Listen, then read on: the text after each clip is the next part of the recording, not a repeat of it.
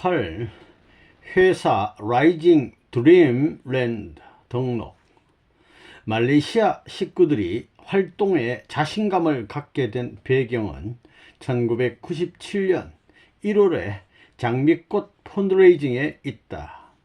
이를 계기로 같은 해 9월부터 정부 차원의 협조하에 참가정 순회 대회를 추진하게 되었다. 이에 성공적인 개최로 우리의 대외 활동에도 탄력이 붙었다. 그러나 국가 메시아로서의 나의 활동이 본격화되면서 시급한 두 가지 문제에 봉착하게 되었다. 첫째는 6개월 단기 체류에서 오는 나의 불편함이었고, 둘째는 나와 함께 풀타임으로 헌신하는 축복가정 식구들에 대한 생활비 지원 문제였다.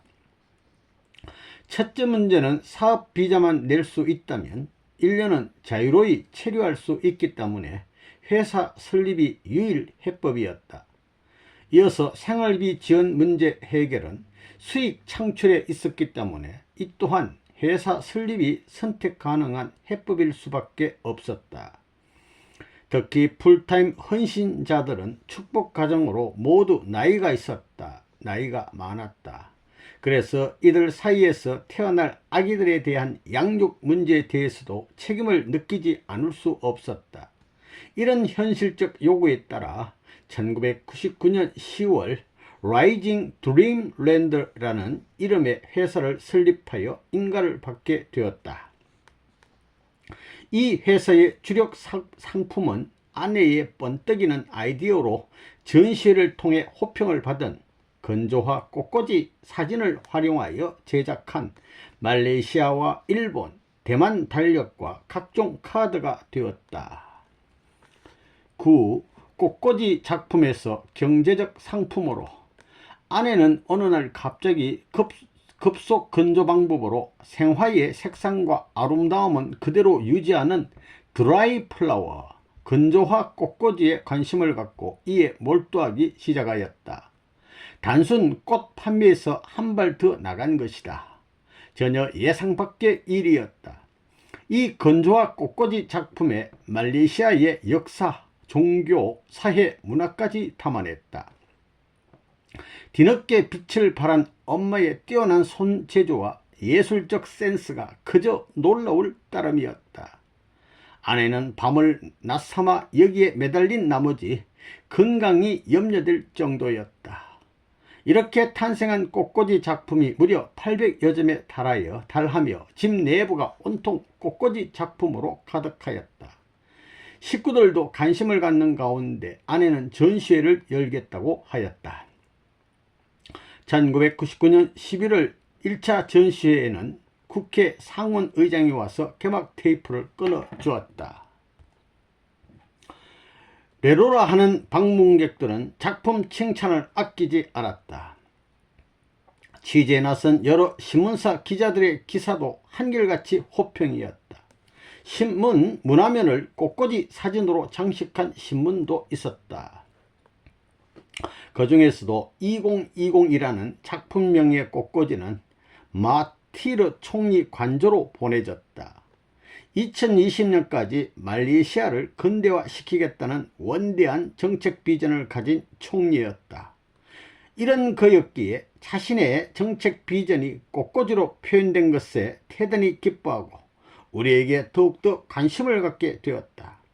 우리를 공간에 초대해서 꽃꽂이 작품을 놓아둘 장소와 위치를 정하기도 하였다. 제1차 꽃꽂이 전시회를 통해 자신감을 얻은 아내는 이후 1년 넘게 틈틈이 더욱 많은 작품을 만들어 또 한 번의 전시회를 준비하였다. 2001년 2월에 열린 제2회 제2차 전시회에는 우리와 인연된 왕비가 직접 참석해서 개막 테이프를 끊고 개사를 해주었다. 왕의 부인 왕비. 여기에 장관 부부, 국회의원, 사업가, 사회유지들이 참석해서 전시회를 더욱 빛냈다. 이날 백차라 말하면 경찰차, 이날 백차에 경호 오토바이가 7대나 동원되어 우리는 물론 인근 주민들도 놀랐다. 그리고 본부는 안팎으로 붐볐다. 사람이 많아. 왕비는 꽃꽂이 작품 한 점을 사 주었다. 놀라운 일은 식구들의 정성으로 마련한 본부와 꽃꽂이를 매개로 이처럼 말레이시아의 여왕과 연결되고 왕궁과 인연을 맺게 되었다는 사실이다. 이 전시의 소식은 전 언론 매체에 소개되었고 화보집까지 제작하게 되었다. 이 화보집 머릿말에 마티르 총리 부인이 머릿말에 하시기를 마른 꽃으로 사람의 심정세계를 표현해 낸 것에 놀랐다고 썼다. 머리말을 써주시고 나와 아내는 건조와 꽃꽂이 작품을 전시회로만 끝낼 것이 아니라 경제와 접목시킬 방법을 구상하였다. 꽃꽂이 사진으로 말레이시아와 일본, 대만 달력과 각종 카드를 만들어 그 판매는 우리가 설립한 회사 라이징 드림 랜드와 연결시켰다. 특히 축복가정으로서 능력 있는 일본 선교사 몇 사람을 통한 일본에서의 달력 펀드레이징은 예상외로 좋은 성과를 거두었다. 말레이시아에서는 크리스마스 카드, 생일 카드 등을 만들어 팔았다. 꽃을 가지고 펀드레이징을 하는 것보다 훨씬 이윤이 많았다. 카드는 10배가 넘었다. 새로운 경제적 가치관을 세울 수 있었다. 10. 왕궁에서 벌인 한식잔치, 한국 음식잔치. 건조와 꽃꽂이 전시회를 통한 역사는 여기에 머물지 않았다. 국왕에게 미역국, 빈대떡, 김치, 갈비, 나물 등 한국 음식 대접을 요청받게 되었다. 모든 음식 재료를 가지고 입궁하여 아내가 직접 한식을 만들기로 한 것이다. 말레이시아 왕궁으로서는 한국인이 궁에 들어와서 한국 음식을 만들어 상을 차린 게 처음이요. 왕이 한국 음식을 맛보게 된 것도 처음이었다. 그런데 말레이시아 왕에게 한식을 대접하게 된 날이 공교롭게도 2001년 1월 13일이었다. 같은 날 한국 청평에서는 역사적인 하나님 왕권 즉위식이 거행되었다. 한나라 왕가의 선약이라 일정 변경이 어려워 부득이 청평 역사에는 참석하지 못하였다. 그러나 이날을 기해 지상의 한나라 왕을 굴복시키는 상징적 탕감 조건을 세움으로써 복귀 심리적 동시성이 행적으로 이루어졌는지 모른다. 그날 우리가 왕궁에 도착하자 비서들이 우리에게 식사 후 사진은 단 한 장만 찍어야 한다고 사전 주의를 주었다. 그런데 왕 부부가 관례를 깨고 나와 왕 같이 한번 찍고 아내와 왕비가 같이 한번 찍고 그리고 우리 부부와 왕 부부가 함께 사진을 찍고 심지어는 단체 사진까지 모두 10여 장의 사진을 찍는 파격으로 비서와 경호원들을 깜짝 놀라게 하는 에피소드도 있었다. 이렇게 우리는 왕실과 깊은 인연을 맺게 되었고 아내는 왕비에게 운동과 한식 요리법을 상당 기간 가르쳐주는 관계까지 이르렀다. 드라이 플라워 전시회는 이 같은 놀라운 결과를 가져왔다. 이날의 조용한 승리는 이슬람 국가인 말레이시아의 선교활동에 뿌리가 깊어지고 꽃이 피기 시작하는 계기가 되었다. 11. 세계 평화를 위한 순결과 참가정 운동 사회단체 등록. 이슬람 국가인 말레이시아에서의 선교 활동에는 분명한 한계가 있다. 당연히 무슬림에 대한 전도 활동은 엄히금한다. 이를 어기면 곧바로 추방이다. 하지만 중동의 이슬람 국가들에 비해서는 다소 유연한 입장을 보인다. 말레이계 이외에 중국계나 인도계 등 전 인구의 3분의 1을 차지하는 다른 인종에게는 종교의 자유가 헌법으로 보장되어 있다는 것이다. 나는 이러한 선교 환경이기에 국가가 공인하는 사회단체 NGO 활동이 아니고서는 말레이시아의 주류 사회로부터 인정받을 수 없다는 현실을 직시하게 되었다. 그래서 나는 1997년 9월을 기점으로 1999년 4월 세계 여성 지도자 대회로 이어진 우리의 가정평화 운동에 대한 호응과 그 열기를 바탕으로 말레이시아 사회를 변화시킬 수 있는 단체를 만들어 등록한다는 구상을 하게 되었다. 나는 이러한 구상을 남미 우루과이 회의 때 참 아버님께 소상하게 말씀드렸다. 이때 아버님께서는 좋은 구상이라 하시며 참가정 운동을 사회운동으로 적극 펼쳐나가라고 하명하셨다. 나는 이에 힘입어 곧바로 Pure Love, True Family for World Peace, 세계 평화를 위한 순결과 참가정 운동을 사회단체로 등록할 계획을 추진하게 되었다. 마침 우리 평화대사 한 사람이 대학 학장이었고 이분의 친한 친구가 사회단체 등록국장으로 있었다. 이런 인연으로 등록 과정이 순조롭게 진행되어 서류 신청을 한 지 일주일 만인 2000년 5월 11일 등록증이 나왔다. 너무 기뻤다. 이제는 가정평화운동을 마음 놓고 할 수 있는 합법적인 토대를 확실히 마련하게 되었기 때문이다. 12. 안토니 브루크 왕자가 전도한 시크 교인. 1996년 6월 빌자가 말레이시아에 입성 후 꿈에 안토니 브루크 왕자가 나타났다. 나는 사로하게 당장이라도 가보고 싶었지만 거리가 너무 멀어 당장 갈 수가 없었다. 그로부터 5년이 지난 후 한 식구로부터 안토니 브루크 왕자의 증거로 한국을 방문한 적이 있는 크팔싱이란 시크 교인이 아직 살아있다는 소식을 전해 들었다. 2001년 7월 20일 나는 아내와 함께 즉시 그의 집을 방문하였다. 수영장을 갖춘 대굴 같은 집이었다. 그는 기도하는 방에 문선명 총재 사진을 모시고 매일같이 그 사진 앞에서 기도를 올리고 있다고 간증하였다. 그는 많은 사람에게 한국에 메시아가 오셨다고 증언하였다고 한다. 그러나 무지한 자에게는 보석을 주어도 돌로 알더라. 세상은 영적으로 너무 어둡다. 내가 한국까지 찾아가서 직접 뵙고 와서 증거하여도 믿으려 하지 않는 자들이 많더라며 안타까움을 털어놓기도 하였다. 어두운 세상이 답답하다는 것은 아버님께서 1966년 10월 31일자로 사인을 해서 기념으로 주신 원리강론 책을 보여주었다.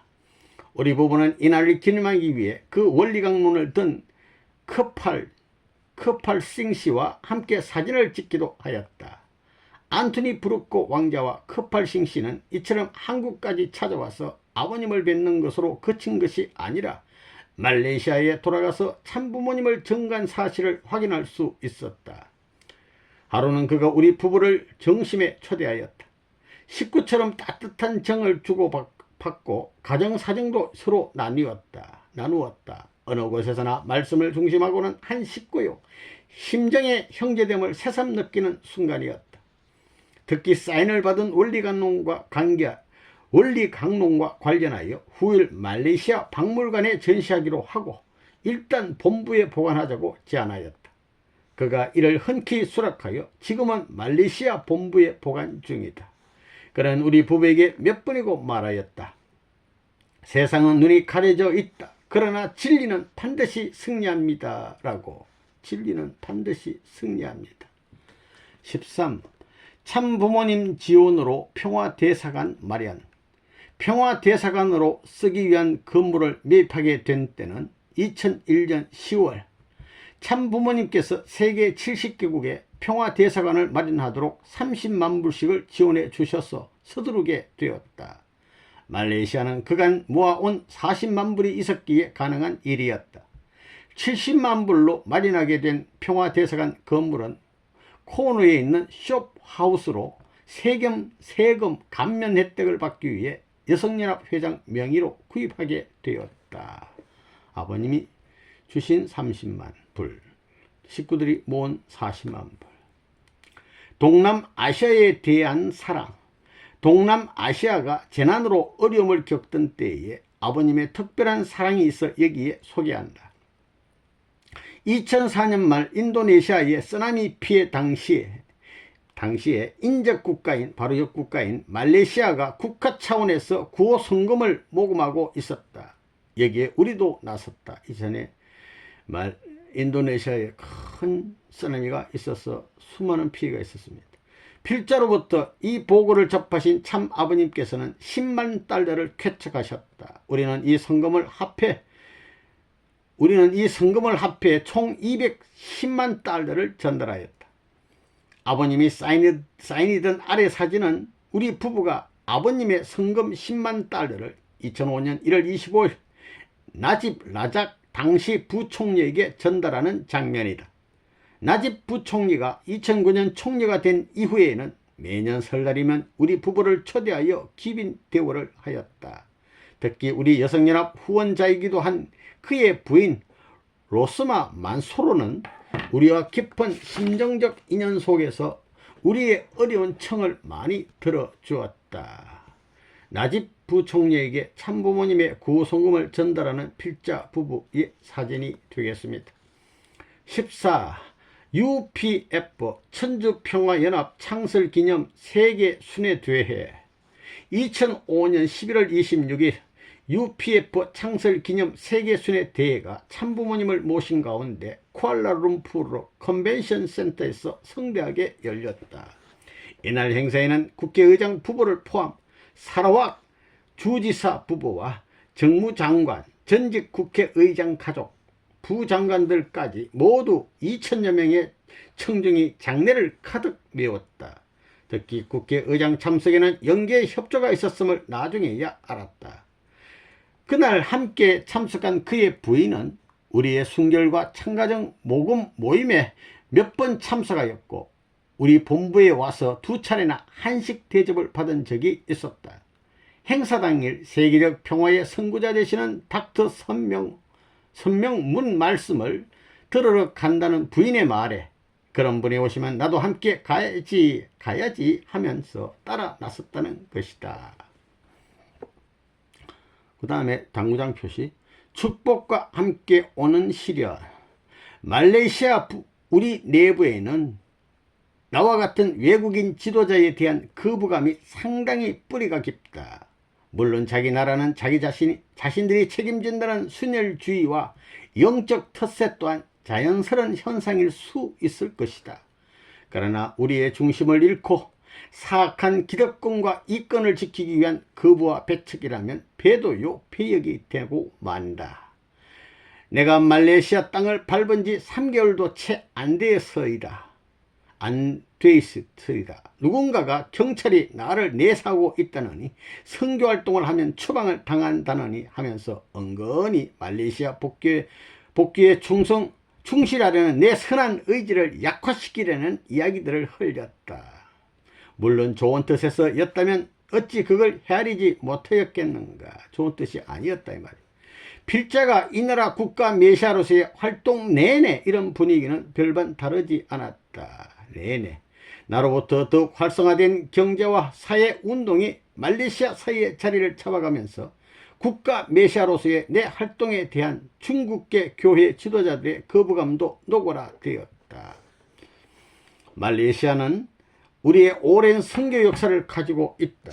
그러나 결코 자랑스럽지 못하고 불미스러운 역사도 있다.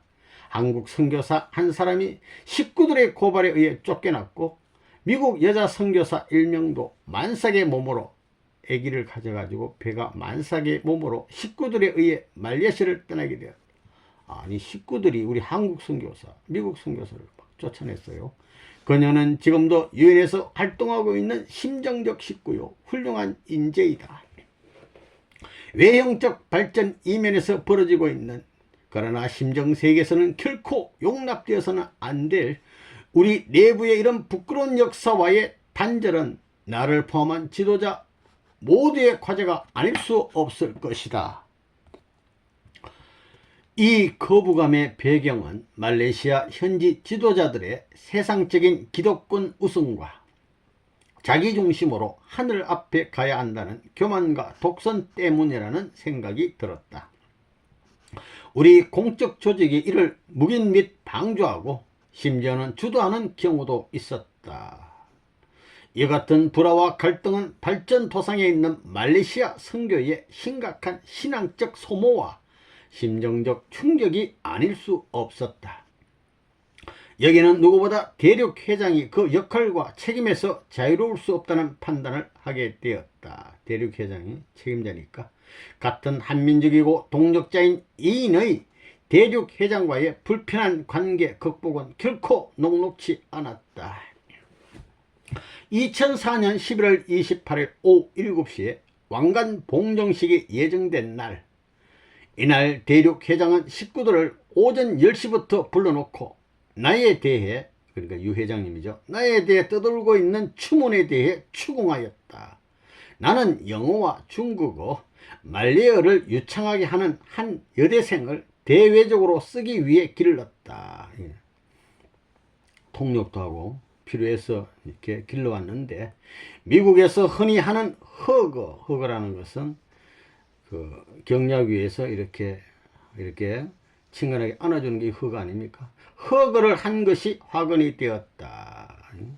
이렇게 해서 길러주는 분인데, 이렇게 격려 차원에서 이렇게 허거를 해줬는데 그것이 화근이 되었답니다. 대륙 회장은 이것을 확대 해석해서 나와 무슨 남녀관계나 있는 것처럼 소문이 퍼진 것을 트집 잡기 시작한 것이다. 무려 6시간 동안 나를 포함한 젊은 여성들과 한국 여대생을 차례로 불러 세우고 양심 고백을 강요했다. 막 솔직하게 얘기해라, 막 이런 식으로 막 밀어붙인 거예요. 그러나 없었던 일이 있었던 일처럼 돌변할 수는 없는 일이었다. 무슨 인민재판 하듯이 식구들 앞에서 가전 모욕과 만가지 수치를 다 주었다. 좀 안타깝습니다. 이렇게 되나? 대륙 회장의 교만과 오만은 그야말로 하늘을 찌를 정도였다. 신앙 대선배님 아닙니까 이거? 이런 귀하신 거는 인척 관계로서의 예우는커녕 인격 살인까지 당하는 치욕의 날이 되고 말았다. 어디 것뿐인가 내가 식구들과 하나 되어 피땀 흘려 마련한 본부를 일부 개조해서 교회 성전으로 만들어 헌당식을 할 때였다. 일본 국가 메시아는 초대하면서도 말레이시아 현지에 체류하고 있는 나에게는 연락조차 하지 않은 일도 있었다. 또 대륙 회장에게 들었을 뿐 행방이 묘연했던 그금의 공적 기금에 얽힌 사연도 나를 힘들게 하였다. 하여간 무슨 그에게 공적 기금도 좀 문제가 있는 것 같고, 중국계 기금 책임자가 주변 인물들과 작당하여 유용하고서도 대륙 회장에게 거짓 보고하여 대륙 회장과의 관계를 더욱 어렵게 만든 것이다. 이 밖에 분봉왕 임명 관련한 마하티르 전 총리의 친서 유출 등 꼬리를 문 사건들로 대륙 회장들과의 갈등은 계속되었다. 어떤 경우는 이들 영적 관할자가 이간자들과 한 통속이 된 농간으로 이해되기에 충분하였다. 나는 어느 곳에 가든지 나에게 주어진 일을 놓고는 앞뒤를 재거나 좌우를 가리지 않고 결과 위주의 일을 수행하는 천성이 있다. 그래서 자리와 지위에 연연하지 않고 그 자리 그 지위에서 내가 하늘을 위해 할 수 있는 최선의 노력으로 성과를 거두려고 한다. 이것이 내 신앙의 기본이요 신념의 자세이다. 그래서 세계 어느 곳에서도 나름의 실적과 성과를 거두었다. 어쩌면 초창기 교회 개척 실적과 전도자가 제일 많은 축에 들은 것도 나의 타고난 성격인지도 모른다. 물론 하늘이 보시기에는 미흡할 것이다. 이런 나로 인해 때로는 원치 않고 예상치도 않은 부작용이 생긴 것도 사실일 것이다. 그러나 많은 경우 과도한 오해와 왜곡에서 비롯된 것으로 드러나는 것 또한 사실이다. 이에 앞서 1996년 6월 내가 말레이시아에 발을 디딘 이후 헌신적인 일본 선교사들과 순수한 말레이시아 식구들 그리고 우리 부부의 지혜와 정성으로 마련한 본부 건물에 대해 이를 의도적으로 봉쇄하여 내가 출입할 수 없도록 하였다. 이런 상상할 수도 없는 잘못된 조치를 과연 어떻게 이해해야 하는가? 이건 참 문제가 있다고 생각합니다. UPF 세계대회를 위해 우리 부부가 2005년 11월 15일 부모님을 모실 각종 준비를 해서 한국에서 말레이시아에 도착했을 때였다. 이때도 우리 부부는 교회 건물이 아닌 시내 한 콘도 아파트에 여장을 풀고 부모님을 모실 재반 준비를 할 수밖에 없었다. 대골 같은 본부를 놔두고 한 평 반밖에 안 되는 비좁은 부엌에서 말이다. 여전히 우리의 공적 건물에 대해 내가 사용하지 못하도록 출입을 막고 있었기 때문이다. 이는 도대체 누구의 짓이란 말인가? 심정은 그만두고라도 상식적으로 생각해도 이런 일은 있을 수 있는 일인가? 보다 못한 여자 식구들의 강력한 항의로 참부모님을 모시기 위한 준비를 본부에서 하게 되었다. 이 기회를 놓고 나에게는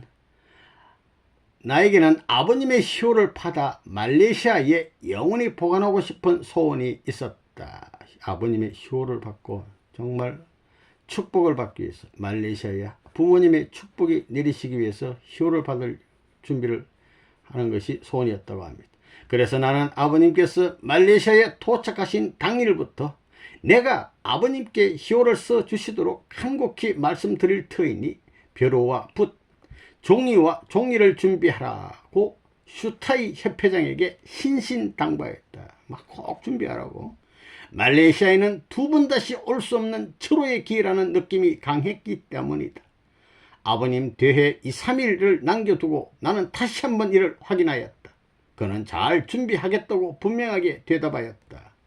꼭 준비하라니까 예 알겠습니다 이렇게 했던 거예요. 대회 후 저녁 시간에 아버님께서 대회를 끝나고 저녁 시간에 아버님께서 희호를 써주실 신호를 보내주셔서 나는 협회장에게 붓글씨 희호 쓰실 도구 붓글씨 도구를 가져오도록 하였다. 그런데 그 도구를 준비하지 못했다는 것이다. 어떻게 이런 가오를 범할 수 있단 말인가? 그는 준비를 하지 않은 것이다. 준비하지 않은 거예요. 하늘이 무너지고 땅이 꺼지는 듯하다. 하늘이 무너지고 땅이 꺼져버려. 표현이 이런 경우를 두고 하는 말 같았다.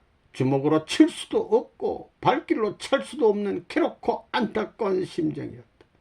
이런 자를 협회장으로 세운 대륙회장이 원망스러울 정도였다. 두 사람들 한 통속이죠. 문제는 여기서 끝나지 않았다. 나는 희호와 함께 희호는 그렇다 치더라도 대회 프로그램에 아버님 사인을 기대하며 이 또한 협회장에게 많이 준비하라고 사전에 지시해 두었다. 희호도 받았고 아버님 받았고 이 대회 프로그램에 사인도 받으려고 이것도 프로그램 많이 준비하라고 그랬는데 27일 아침 훈독 시간이 되었다. 아버님께서 신호를 보내주셨다. 그래서 나는 금방 알아차리고 협회장에게 준비한 프로그램을 달라고 하였다. 그런데 그는 이것도 한 장도 준비하지 못했다고 하지 않는가. 나는 발을 동동 구르며 식구들에게도 물어보았으나 누구 한 사람 뭐 가진 거 있나 해서 찾아보니까 단 한 사람도 준비한 사람이 없었다. 기가 막힐 노릇이었다. 펄쩍 뛰고 참 미칠 지경이지. 나는 죄인 중에 죄인이 되고 말았다. 이 사태 또한 협회장이 나를 일부러 골탕 먹이려고 의도적으로 준비하지 않은 것 같았다. 의도적으로 준비 안 한 것 같아 말이야. 아버님이 언제 또 말레이시아에 오시겠는가. 생각할수록 감당할 수 없는 정도의 의분이 치솟았다.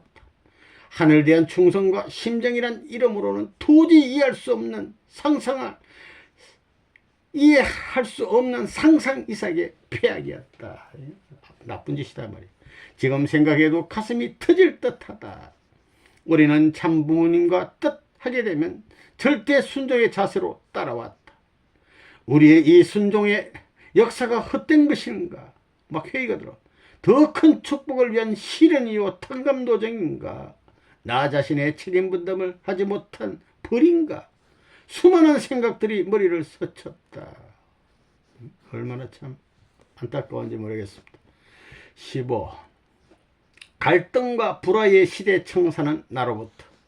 아버님은 계시같은 말씀을 남기고 자리에서 일어나셨다. 너희들 마음대로 천일국은 이루어지지 않는 거야. 유종영 고향 정읍을 자랑해. 지금은 천일국을 자랑할 때야. 오래 앉아 있으면 욕이 나올 것 같으니 그만 올라가야겠다. 우리 아버님 욕하시면 큰 저주가 됩니다.